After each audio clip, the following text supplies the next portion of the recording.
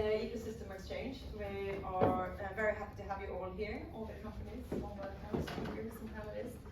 And I would also like to say that we're working together with the Department for International Trade, British embassies in the Nordic and Baltics. And I have Björn here representing them. Thanks, Anna. So yeah, very pleased to be here. I'm based at the British Embassy in Stockholm, where I work for the Department of International Trade, supporting Swedish companies looking to set up in the UK. And we're doing this together with with colleagues from the Nordics and Baltics doing the same job as I do. So we're here to support you as you look to set up in the UK with any questions you have with regards to the expansion. So this is a program that we've been doing in various sectors. Most recently, I was here in November, and we did one in fintech. We've done similar events in edtech and in healthcare as well. And I think it's coming here to London and doing this IRL is something that we've all been missing. And I think when we came here in November, it was really good to just sort of get the energy from all the participants, and the knowledge sharing is at a different level compared to when you do it over Zoom. So I'm very pleased to be here, and thank you to Skanska for hosting us. Adam, thank you very much. Look forward to getting to know you all over these 2 days, and enjoy. Thanks. Thank you. Yeah, I forgot to introduce myself. So I'm Anna Crona, Head of Business Services at Swedish Chamber, and with me here we have David and Sarah, who you have been in a lot in contact with. And we also have Peter Sandberg, our CEO of the Swedish Chamber, who will have the chat soon. So I would also take the opportunity to thank all the other people who have been involved in supporting us. We have the British embassies, Embassy of Sweden, Invest in Skåne, Mary Hill, we have Louise here, accountancy company, and Burger Salmon. And we're also very thankful and grateful with Adam. Thank you for hosting us. No problem. And maybe you want to tell us something about Skanska. So I will do. So good afternoon, everyone. So unfortunately, I can't spend that much time here today, but I've got the whole day tomorrow. So I'm really looking forward to that. It's a pleasure to host you in our London headquarters. So this is known as 51 Moorgate. So a little bit about Skanska for those of you that may not be so familiar. So it's a global construction and development company, obviously founded within the Nordics, but there's trading entities out in the US, either on the West Coast or East Coast, kind of trends down the area. Then we have the UK where you are today, as well as the Nordic regions going into Central Europe. So I'm sure all of you at the moment will have colleagues that are either in some shape or form affected by what's happening in Ukraine. I think our thoughts are with all of those people at the moment. That's certainly how we feel here at the moment.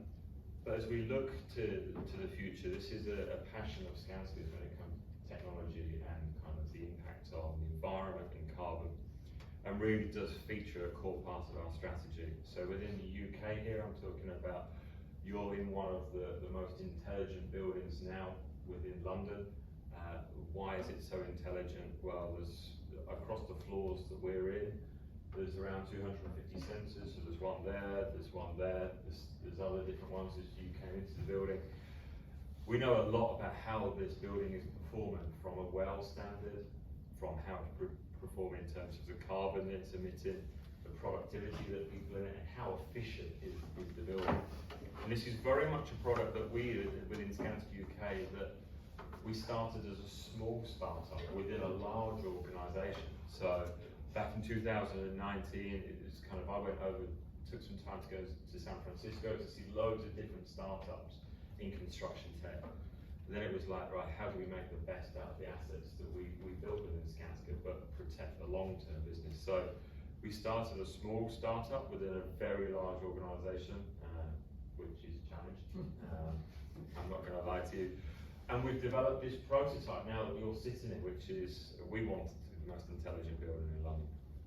We're not ready to launch to market in terms of what we're doing here with it, We've got a number of developers and then people really interested in this space. So if you all like the heating, the cooling, the building is in tune with what it actually needs at the moment based on the amount of people that are in it. It's one of the first buildings that's got bi-directional control, and what that means is the physical world can talk with the virtual world and we can control the building. So if I had the team here, they do some smart things like turn the lights off, lower the temperatures, things like that. I'm not going to do a live demonstration, but you're in a fantastic space. But it also means that from this point of view, when we're talking about tech startups and things, it's one that we're actually generally really interested about. So it's great to host you here at Skanska, and I look forward to playing more of a role tomorrow. But I hope you have a great time today. Thank you. So, moving on, we'll see more of you tomorrow. Yes, I've got to go. Yes, thank you. See you tomorrow. So moving on, I wanted to just go through briefly the agenda for today. So we will have Peter presenting the case of the UK, why you should be here in UK, and we're moving over then to taking the pulse of the UK sustainability targets. So we have a group here talking about that, and we're walking over to market insights, smart cities, and smart mobility in the UK. We will have a 15 minutes coffee break, moving on to NMAX, go to market strategy in the UK to see and listen to how they made it. And going on to tips and tricks, lessons learned by successful businesses and entrepreneurs. We will end the evening at 7 o'clock at the Estonian ambassador's residence for a drinks reception. Maybe Björn, you want to tell us more about the group that are at the embassy? Yeah, so there's another group from Estonia here within sort of Greentech space, and we've been invited to a joint reception with that group at the ambassador's residence. Perfect, but we want to meet the companies here, so it would be great to just have a quick run through of each of you to sort of see who you are to present to all the speakers and the panelists here. So Thomas, Better Planet, would you like to just start saying? Yeah, we started here in 26, and with the idea to bring heat pumps to the UK. When we came, heat pumps was a very, very small market, and we installed our first heat pump, the ground source heat pump, back in 2007. And we had our ups and downs. We grew quite fast in 2008, and then we were hit quite brutally with the credit crunch, pushed us back. And then in the last, say 5 or 6 years, we have grown very steadily at the rate of at least 50% per year. And we are now, I would say, in the private sector, we are the biggest ground source heat pump installer in the southeast of England. We only cover the southeast, but that's from. I think we cover a population around 30 million people, which is, from a Swedish perspective, like 3 times Sweden. So it's big enough for us. So we are specializing on connecting the heat pumps with other systems. So we install associated technologies such as solar PV panels, batteries, underfloor heating, mechanical ventilation. We do a lot of cooling with heat pumps. So we have developed a know-how on how to integrate all this technology in a good way. And we are now heat pumps obviously is one of the solutions for heating in the UK. So it's quite exciting times when heat pumps is still a very small niche market, but on the brink of perhaps becoming a mass market in a couple of years. Exciting, good to have you. Bauer? Yes, so my name is Sohan. I'm the CEO and co-founder of Bauer. For those of you who have seen like big reverse vending machine where you put in your PET bottles and cans in the Nordics, Germany and so on. So what we have done with our solution is that we have taken that big reverse vending machine and placed it into your phone, and now made it possible for users to start scanning and recycling all type of packages at existing recycling bins depending on the market. We are now operating in the Nordics. We have over 300,000 users. Last month we did 1.5 million scans of our users, or our users did 1.5 scans. And now we are, in a couple of weeks, we will be launching our solution in the UK. We recently closed our late seed investment round of 4.1 million euros. So with that one is to prove ourselves in the Nordics, and during the summer we'll be doing a pilot in the US as well. So great to be here. Yeah, exciting, thank you. And then we have a cluster with us here from Lithuania. So please, Julia, start. Yeah, so hello everyone. I'm Julia from Greentech Cluster Lithuania. We are based in Vilnius, capital of Lithuania. And yeah, we are a bit different than everyone else, I believe, but we connect almost 40 members in Lithuania, mostly SMEs, including some startups, but as well as major universities of Lithuania, one corporate member, and all of them are working in the clean tech field. We are very horizontal, so big part of our members are working in energy, renewable energy, mostly solar, but there are members in waste management, recycling, so all sorts of interesting stuff. So if you're interested in Lithuania and clean tech in Lithuania, let's talk. My name is Pranas, and I actually, together with Greentech Cluster Lithuania, personally I work in Agency for Science, Innovation and Technology. It's the national agency, innovation agency in Lithuania, and I work with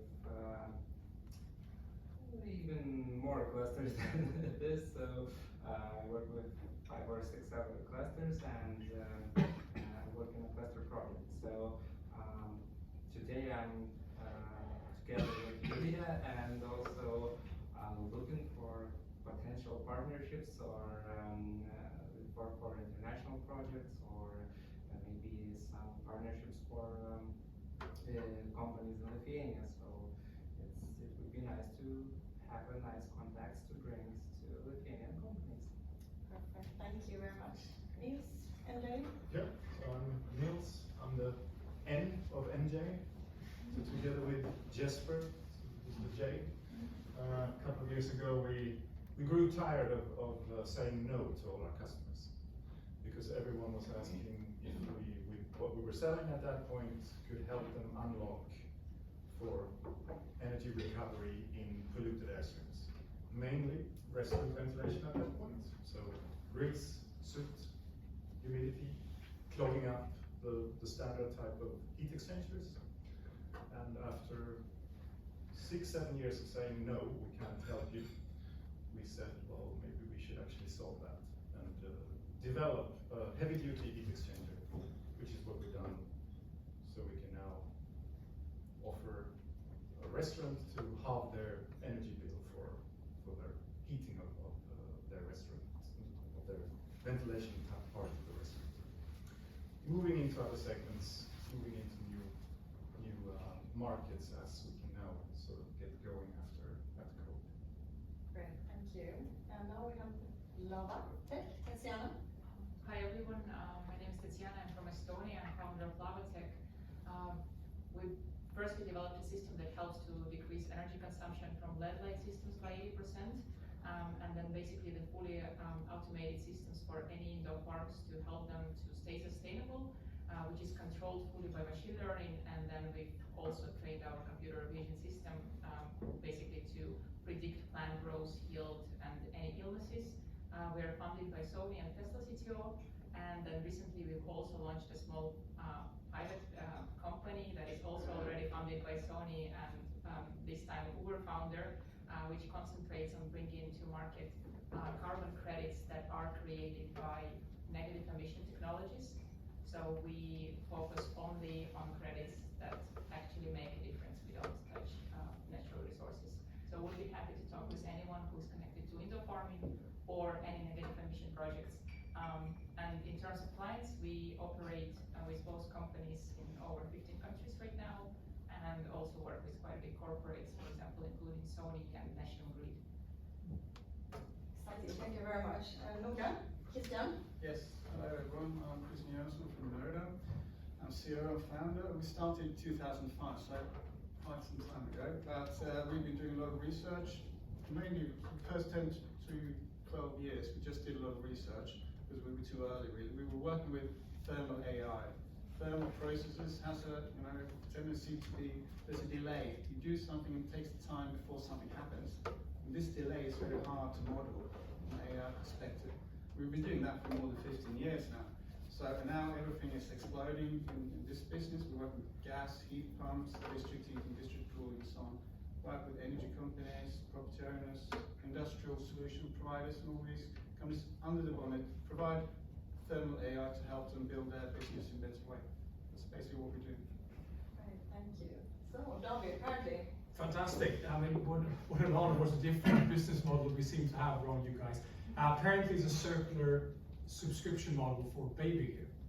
So everything that you need as a parent, from expecting a baby to the baby's not any longer a baby, but 10 years old, we provide everything you need there as a subscription service. This we do together with the producers.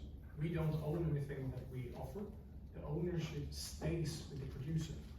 In that case, we also offer the parents, including myself, have a beautiful little son at home at 3 years old, and who's basically said, what do we need? For what time? Basically, I mean, you can lower the amount of products you need for your home, how much you're spending on the money, obviously the money itself, but especially also the producer. Producer offer their products through our platform to our users. We give them a kickback on every sales, and that means that they, in the long run, don't have to produce as much new stuff, but still get an income on the things that are already out there. So we refurbish everything, we send everything back and forth. It's a huge logistics and cleaning company, really. We're starting in Stockholm. We are all over Sweden today, and also Copenhagen. The same amount of children being born in Stockholm are also within the tolls of London, and therefore also we're thinking of setting up our operations here in the autumn. Exciting facts.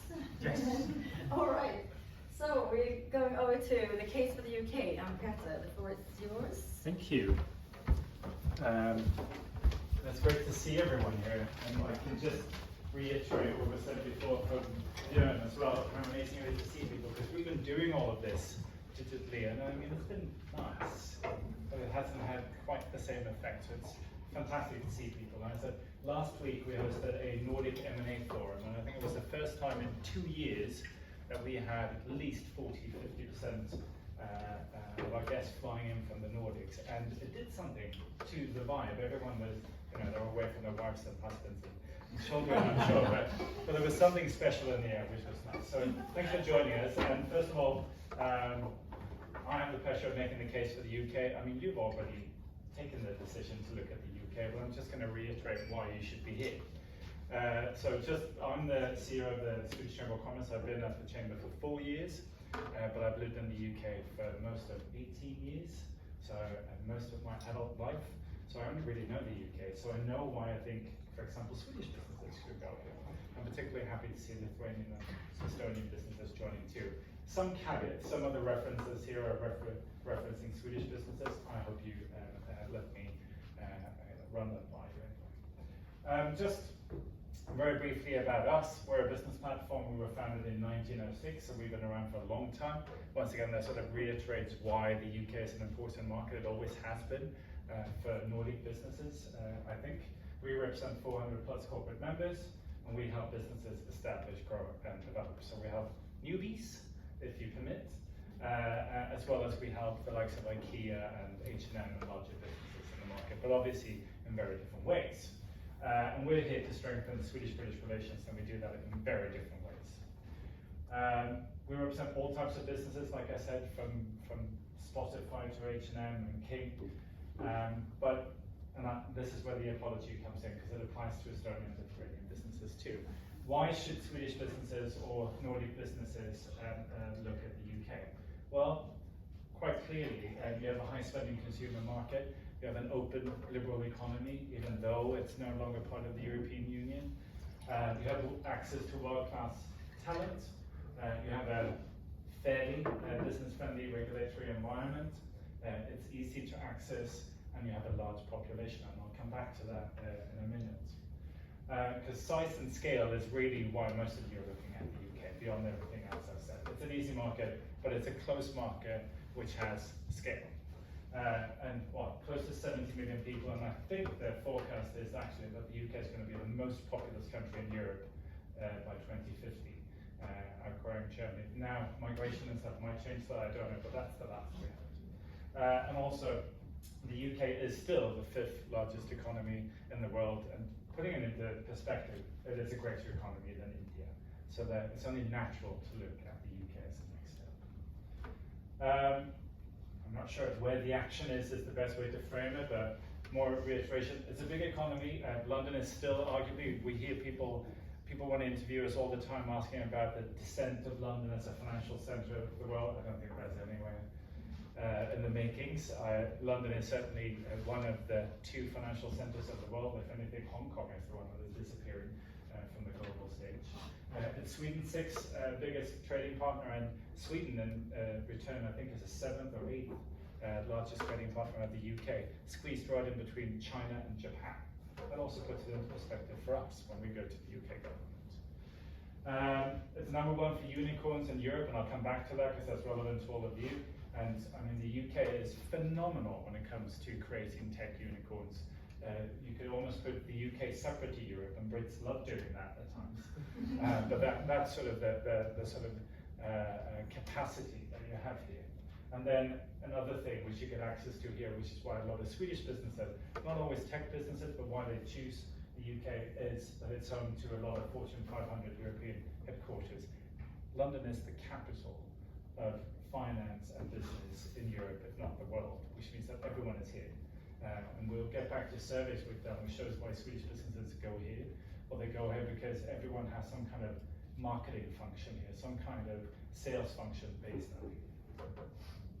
Like I said, you have access to world-class innovation and talent.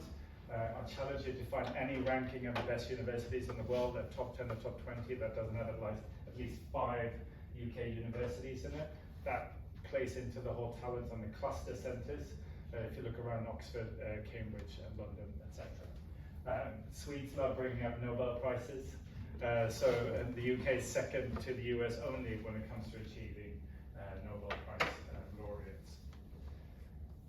London, and I'm going to shift to outside of London in a moment, but London obviously produced, 20 new unicorns last year. I don't think there are 20 Swedish unicorns, I could be wrong, but that's just last year. It shows the depth of the London tech scene. London ranks number 1 still, and we say these things, we wouldn't have said these things 5 years ago, 6 years ago, but because of Brexit, we sort of want to reiterate the value of London as a capital for capital and tech.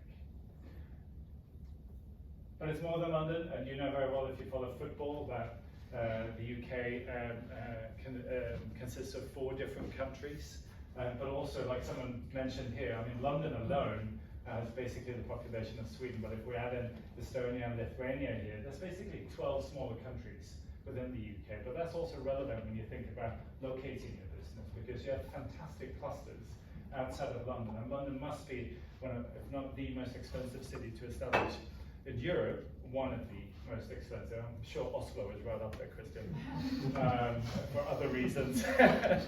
But there's so many clusters that you need to look at, and there's a lot of regional subsidies, and I know that Björn and his team can help you with that. But setting up in Manchester, for example, where we have Crona, we have other businesses choosing to set up big offices. We just had a Swedish games developer acquire a business and set up in Liverpool, for example. There's a lot outside of London as well, depending on what you're looking to acquire.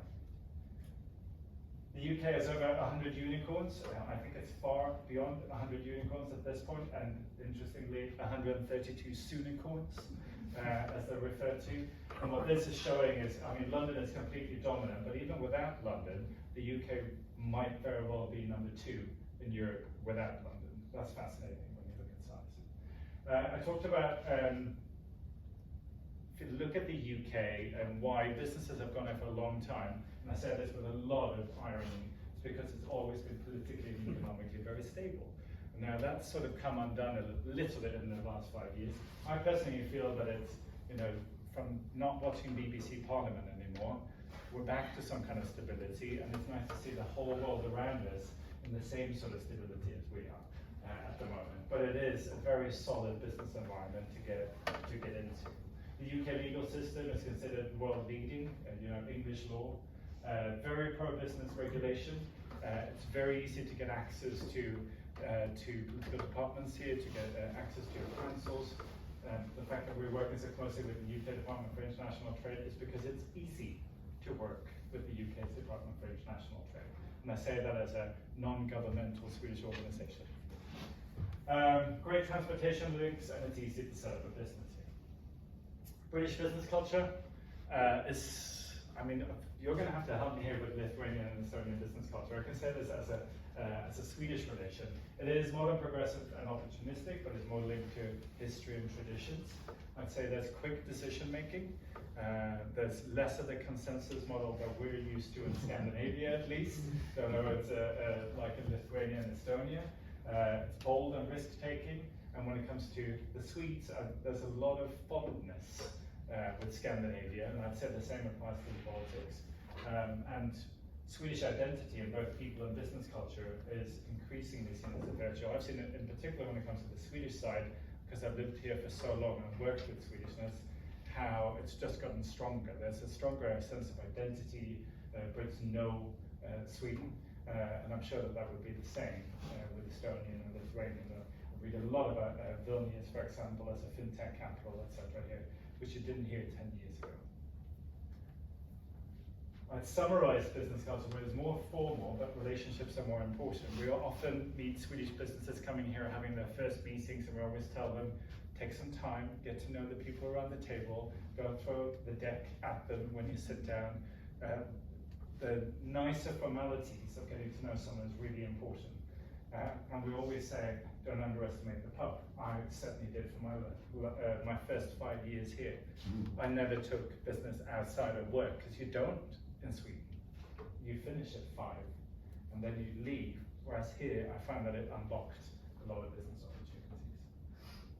So this is a survey which we did of Swedish businesses in the UK, and we do that annually, and I'm sure that would apply as well to a lot of the Baltic businesses. But this is what, I think it was 60 of the largest Swedish businesses here, this is what they think of the UK market.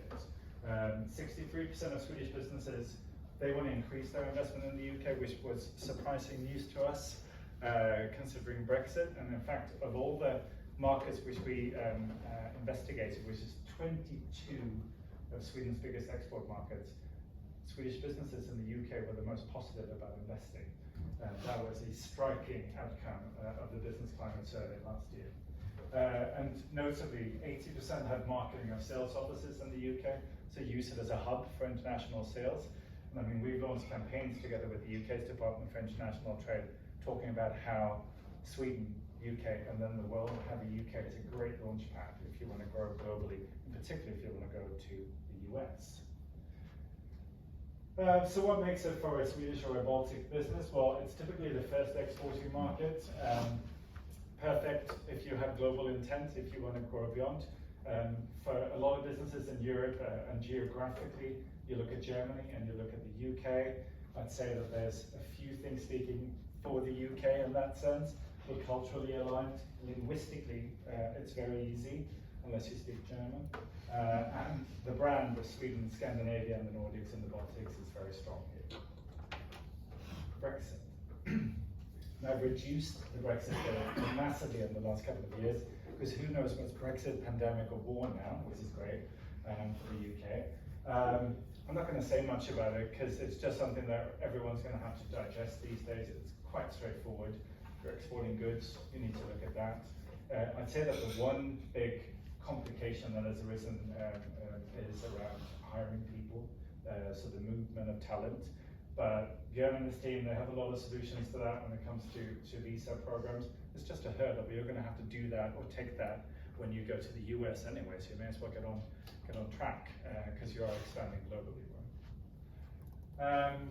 That's just a size and scope. About the SEC, I don't want to go into too much depth. We run these types of boot camps. We do sector-specific meetups like this. We run capital raising programs, etc. So if you think that we can help you in any way, just let us know. And our team are amazing at doing that. Thank you.